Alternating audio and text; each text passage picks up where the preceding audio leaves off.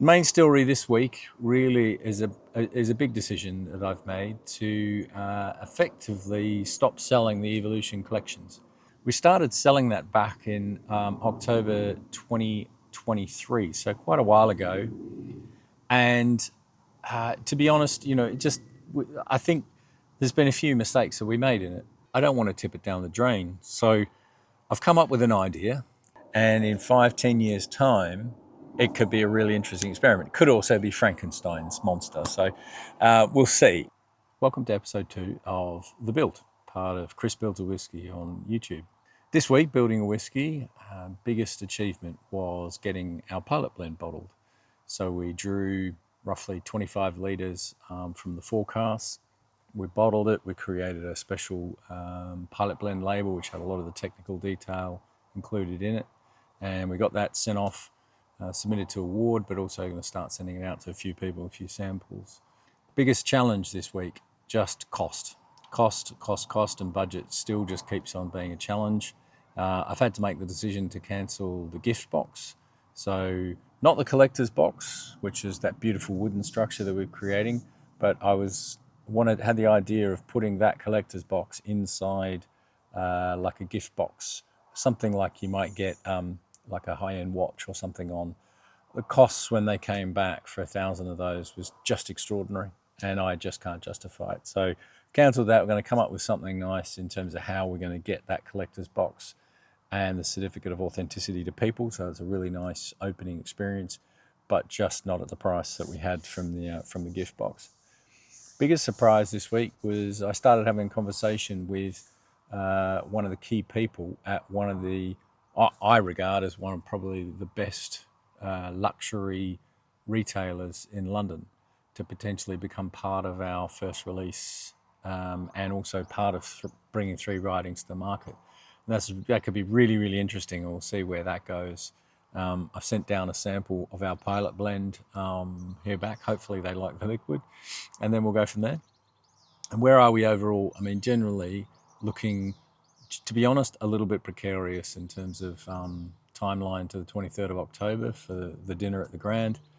The bottle still don't have a production slot for the glass manufacturer, which is proving to be a little frustrating and starting to get me quite nervous. We started getting a few little things. So we've got the decoration on the bottle. We've got a first version of it. There's some little tweaks to be made. And we also got samples of labels. So this is sort of how she's looking at the moment. And you can sort of see just some of the design attributes on there. These are just dummy labels to help us with sizing, not quite finished products. But you can see how it's coming together quite nicely on there. And the other thing, really genuinely need to get more people liking, subscribing, and following what we're doing with Chris Builds a Whiskey. So hit that subscribe button, hit that like button. Obviously makes a huge difference to help us doing what we're doing. The main story this week really is a big decision that I've made to effectively stop selling the Evolution collections.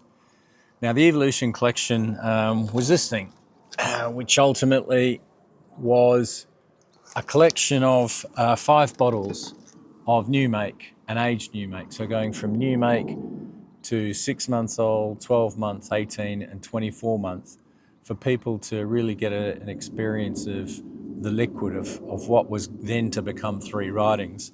We started selling that back in October 2023, so quite a while ago. And to be honest, I think there's been a few mistakes that we made in it. I think the liquid is amazing. The people who've bought them, I think, who've tried the liquids really enjoy the liquids. One of the challenges was we put them all out in 500ml bottles. So that's quite a lot of liquid. And so in total, is basically 2.5 litres of aging new make. Now, the liquid is delicious. I mean, I drank a bottle of this with a group of friends of mine not that long ago, and it was absolutely delightful. But not a lot of people really want aged new make, don't really want new make, and don't drink it. So it's something there where I think we got that wrong. We probably should have done it more in sort of 100ml samples, so it was more of a collectible kind of a thing rather than actually bottles for drinking. I think, the thing that we've got in there, so originally we made 500 of these collections, and they were individual casks aged to a certain period of time, and then we bottled all of each of those casks when they reached that age. Probably made some mistakes there in terms of pulling all the liquid off at the same time. So rather than necessarily just pulling liquid at that age point as we sold one of these things, we'd done this single cask basis. That was, I think, a mistake in hindsight. We sold around 190 of them, and I've made the decision to cap that now at 200.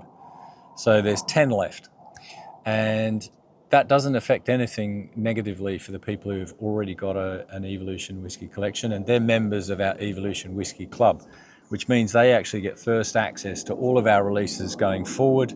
They get pre-release tastings, they get invitation to private events, free tours and discounts, essentially.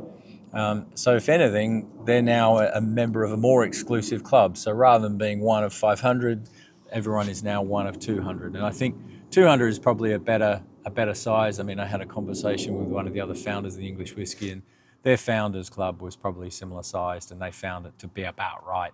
That when you do have events, I mean, not everyone turns up, but if 500 people turned up, that's a pretty big event. So 200 is a better number.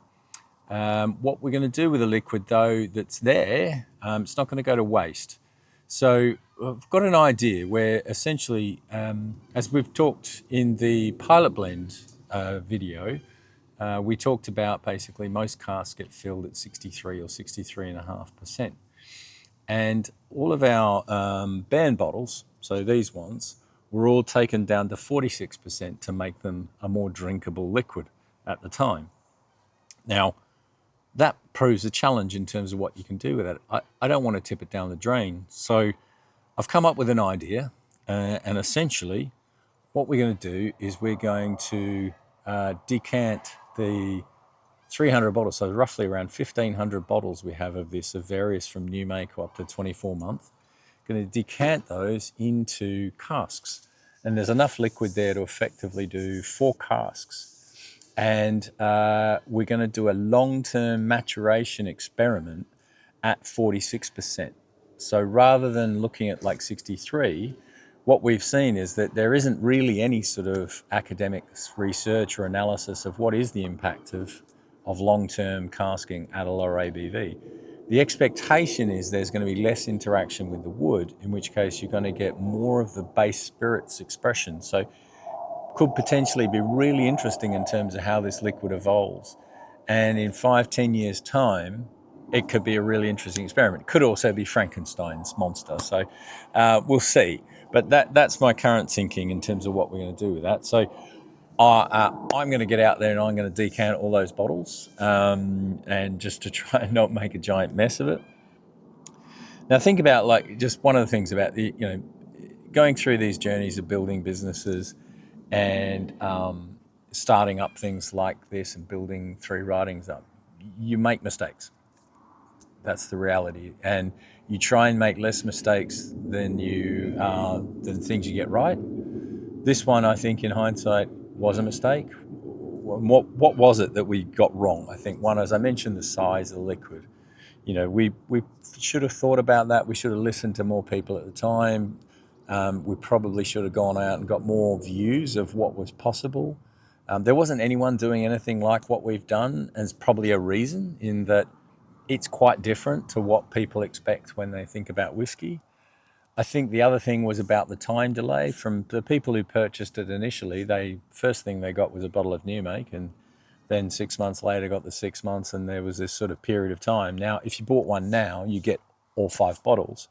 So that time delay was an issue.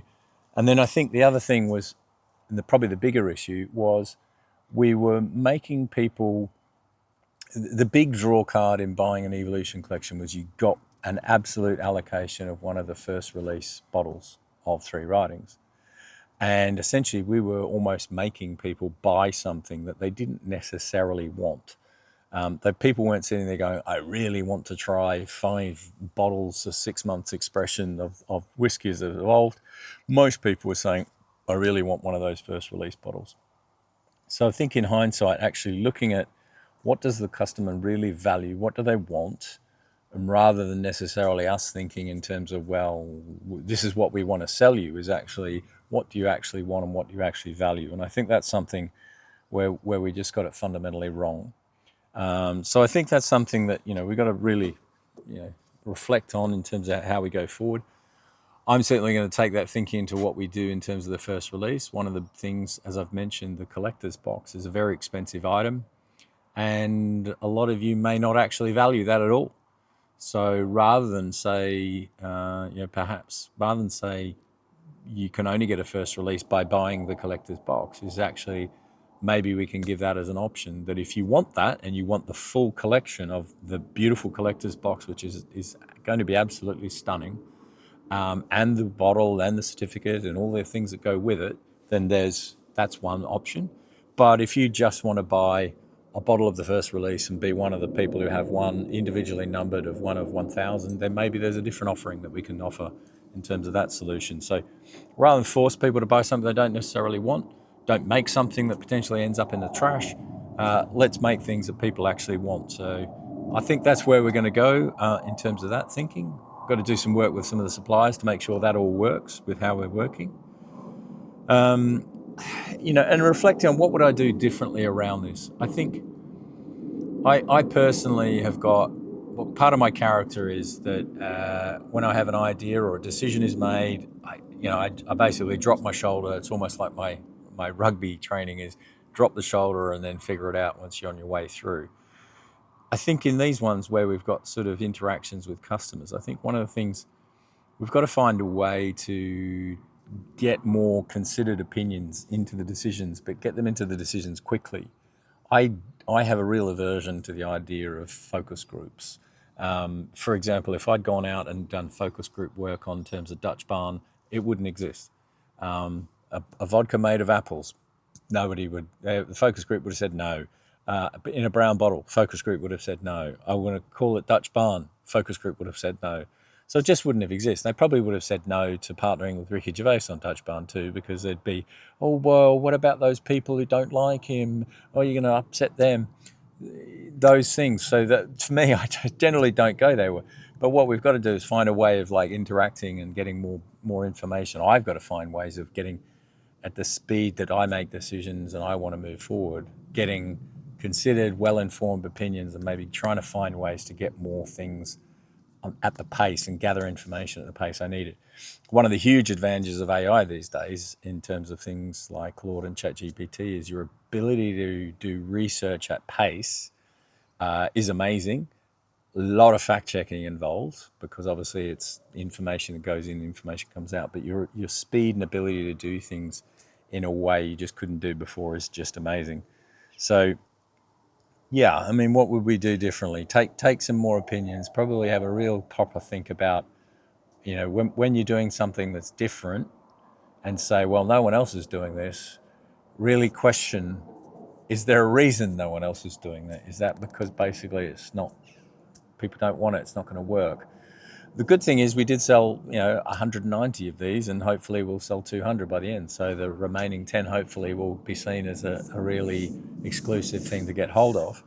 But I think in there is load of mistakes. Importantly, some learnings. Bring them into what we're doing in the first release, and also then just think about how we can make things, how we can make decisions in a better way, with more input into it quicker.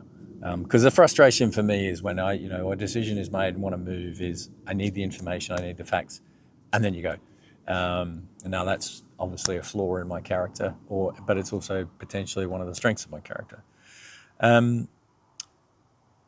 So looking forward in terms of what's next. So this coming week, I'm going to be doing a few things. So later this week on Friday, Thursday or Friday, we have the Founder Series interview with Max Vaughan from White Peak Distillery, the makers of Wireworks. That's a really great chat. Max and I both started our careers at KPMG in different places, so that's a really interesting chat, and also just the story of them bringing Wireworks to life in a UNESCO listed old wire works building on the River Derwent is just an incredible story. Fantastic location, great liquids, and a really, really good chat with Max. So check that one out when that comes out. The other things actually, so we're starting our making series. I haven't come up with a name for it yet. So basically, what I wanted to do was go out and try my hand at every step of the process. So the first step, the barley harvest, because we're almost at harvest time. So the winter barley is almost ready for harvest, given we've had such a nice warm winter. So I'm going to go out and hopefully make myself helpful on the farm, rather than just causing it being a nuisance. No doubt I'll probably get in the way of the farmer, and he'll probably think, what am I doing here? But then after that, into the maltings with Thomas Fawcett and Son. So that should be interesting, trying all the different parts of how the malts are made, how the barley comes in, how it's malted, how they move it around, how they dry it, roast it, all those various steps. And then on from there, we go on to the brewery and on to the distillery. But the next two in the near term is on the farm and then in the maltings.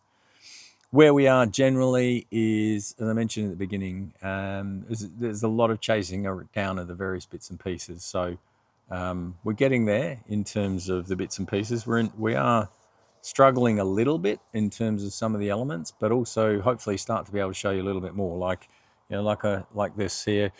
When we've nailed this down and we start getting some proper samples of labels and other things, I'm also hoping that we'll start getting a cork sample soon, so we can stop having this dummy cork, which is just the wrong color and it doesn't have the right structure and coin on the top there. But ultimately, the fact that I've got one of these in my hand in glass, and it's got all the branding on it, and it's got a lot of the attributes on it, it's pretty exciting that we're getting to there. That we've got the pilot blend out there. Hopefully people start tasting that. And then, we'll move on our way. So please, as I mentioned, like, subscribe, follow along on YouTube, on Instagram and TikTok, all Chris Builds a Whiskey at each of those. And then obviously, please, drop comments, drop questions, drop thoughts. I'm always there and available to chat about anything we're doing. But look forward to seeing you on the next episode of The Build. Thanks.